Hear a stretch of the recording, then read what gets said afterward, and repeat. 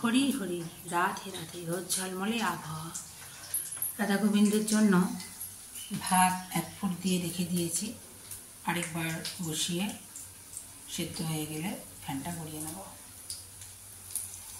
বিউলির ডাল সেদ্ধ করতে দিয়েছিলাম, এবার ঢাকাটা খুলে দেখে নেব, তারপর ছুঁকে নেব। এই গরমে বিউলির ডাল খাওয়া খুব ভালো, সাদা বিউলি। ঢ্যাঁড়সগুলো কেটে নিয়েছিলাম লম্বা লম্বা আকারে, তারপরে একটি পাত্রে কর্নফ্লাওয়ার দিয়ে পরিমাণ মতো দেবেন। ওর মধ্যে গরম মশলা, তারপরে কাশ্মীরি মির্চি, নুন, হলুদ, চিনি সব কিছু ঠিকঠাকভাবে দিয়েছি। তারপর ভালো করে পেস্টটা করে নিয়ে ওর মধ্যে চালের গুঁড়ি দিয়েছি। হ্যাঁ, নুনটা একটু দেখে নেবেন, মানে আমি আন্দাজে দিয়েছি, কারণ গোবিন্দের সেবায় লাগবে তো। তারপর ঢ্যাঁড়সগুলো ডুবিয়ে সর্ষের তেলে এই যে ছেড়েছি, তেল গরম হয়ে এলে তারপরে ছেড়েছি।